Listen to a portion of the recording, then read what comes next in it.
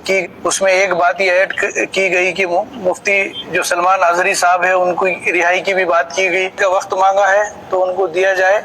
ये इम्तियाज जलील साहब। महाराष्ट्र की सरजमीन पर एक मर्द कलंदर ऐसा निकला जिसकी आवाज पर लाखों मुसलमानों ने लब्बैक या रसूलुल्लाह की सदाएं बुलंद की। वो रैली निकाली गई इम्तियाज जलील साहब के। आप जानते होंगे, बखूबी जानते हैं जो रैली निकाली गई इसका मकसद क्या था। आप लोग मकसद भी जानते हैं। हुजूर की शान में गुस्ताखी की बाबा रामगिरी ने उसकी उस पर कार्रवाई के लिए। दूसरी तरफ नीतीश राणे नाम का एक विधायक जो कि महाराष्ट्र से है, जिसने कहा कि मुसलमानों को मस्जिद से निकाल करके मारेंगे। वाह, अब मुसलमानों को मस्जिद से निकाल करके मारेंगे ये, इस पे कार्रवाई के लिए। और 3 डिमांड की थी इम्तियाज जलील साहब ने कि मुफ्ती सलमान अजहरी साहब को रिहा किया जाए जो कि बेकसूर जेल के अंदर कैद है। और जो रैली निकली थी उसका रिजल्ट भी आया है अल्हम्दुलिल्लाह। एक वीडियो है मेरे पास। AIM पार्टी के मजलिस इत्तेहादुल मुस्लिमीन पार्टी के कारकुन एक साहब वो बयान कर रहे हैं कि क्या रिजल्ट आया है इस रैली को लेकर के। जो रैली निकाली गई महाराष्ट्र के अंदर, इस रैली का क्या रिजल्ट आया है आप लोग इस वीडियो में देखें। और अगर आपको कुछ समझ में ना आए कि आपको लगेगा कि क्या रिजल्ट आया है, कोई रिजल्ट नहीं आया है, तो बने रहे, वीडियो को छोड़कर ना जाएं। मैं बताऊंगा आप लोगों को कि क्या रिजल्ट आया है इंशाल्लाह। तो आप लोग वीडियो को मुकम्मल देखें। तो चलिए वीडियो स्टार्ट करते हैं। अस्सलाम वालेकुम। हम अभी मुलुंड में है। अभी यहाँ का प्रोग्राम खत्म हुआ है। इम्तियाज जलील साहब ने यहाँ के मुंबई के भी बहुत सारे जो हजारों की तादाद में जो लोग यहाँ पर जमा हुए थे उनको एड्रेस किया, और साथ ही साथ यहाँ के जो गवर्नमेंट के जो आला ओहदेदार जो थे उनको निवेदन दिया गया। उसमें एक बात ये ऐड की गई कि मुफ्ती जो सलमान अजहरी साहब है उनकी रिहाई की भी बात की गई। तो यहाँ के गवर्नमेंट ने 1 महीने का वक्त मांगा है सब चीज़ों को लेकर।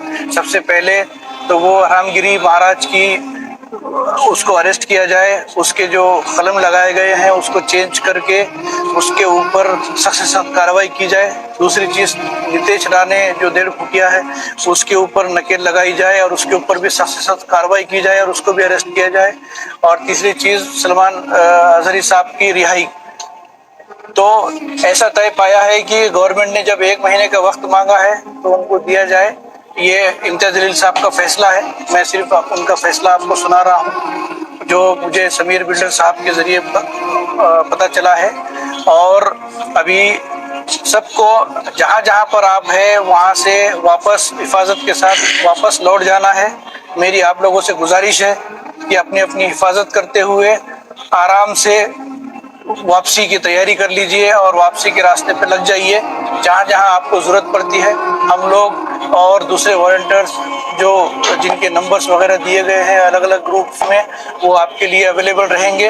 और बाहिफाजत आपके साथ जो लोग आए हैं उनको पहुंचाने की जिम्मेदारी जो अपने गाड़ियों में जो टीम लीडर है उनकी है।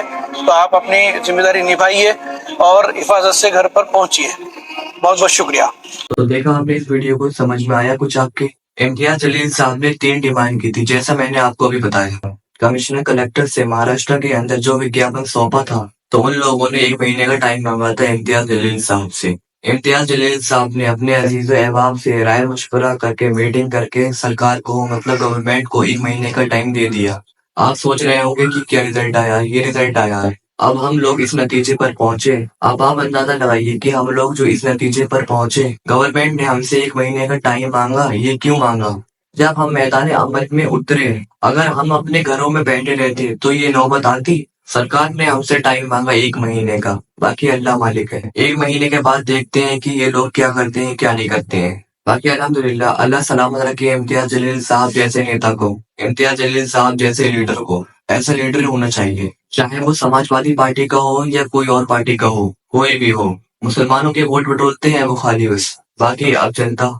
मेरी गुजारिश है उन नेताओं से, उन सांसदों से, उन MP से जो एसीओ में बैठ कर के मजे लेते हैं, मुसलमानों के वोट बटोर रहे हैं और एसीओ में बैठ कर के मजे ले रहे हैं। आवाम एसीओ में बैठने के लिए नहीं चुनती है तुम लोगों को, जनता एसीओ में बैठने के लिए नहीं चुनती है तुम्हें। बहुत बैठ लिए एसी में। अगर ये इम्तियाज जलील साहब अकेले, ये मर्दे कलंदर जो महाराष्ट्र की सरजमीन पर उतरा और इसकी आवाज पर लाखों मुसलमानों ने लब्बैक या रसूलुल्लाह के नारे बुलंद किए अल्हम्दुलिल्लाह, और इसका रिजल्ट ये आया जो आप लोगों ने देखा। तो अगर इसके साथ में और भी इसी तरह से रैली निकले और भी नेता बाहर निकले अपने शहरों से, अपने स्टेट से, इसी तरह से अगर रैलियां निकलेंगी तिरंगा हाथ में लेकर के, संविधान के दायरे में रह करके, कानून के दायरे में रह करके, अमन और सुकून के साथ जिस तरह ये रैली निकली थी, तो क्या लगता है मुफ्ती सलमान अजहरी साहब जेल में पड़े रहते अब तक? आपको लगता है कि बाबा रामगढ़ी पर अब तक कार्रवाई ना हुई होती? क्या नीतीश राणा इस तरह से बोलता होता कि मुसलमानों को मस्जिद से निकाल के मारेंगे? क्या हेड स्पीच नहीं है ये? वो हेड स्पीच थी जो कहा था कि अभी कुत्तों का वक्त है, कल हमारा दौर आएगा। उसमें किसका नाम लिया था भाई?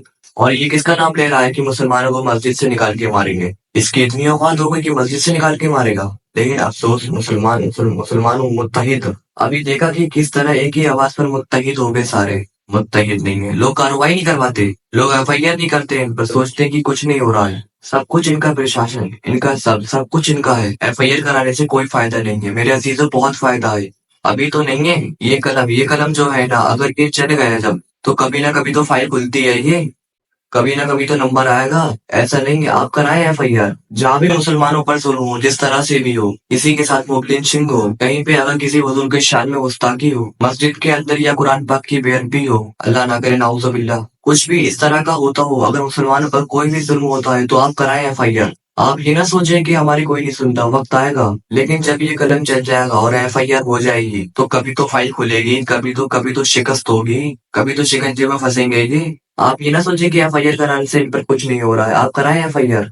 अच्छा, हम इस नतीजे पर पहुंचे अल्हम्दुलिल्लाह। इम्तियाज जलील साहब को अल्लाह पाक सलामत रखे। अल्लाह पाक इम्तियाज जलील साहब जैसे लीडर की हिफाजत फरमाए। अल्लाह पाक दुनिया के तमाम मुसलमानों की जान माल की हिफाजत फरमाए। हमारे हिंदुस्तान में अल्लाह पाक हमारे इस मुल्क में अमन और सुकून कायम फरमाए। आज के लिए बस इतना ही। अस्सलाम वालेकुम व रहमतुल्लाहि व बरकातुहू।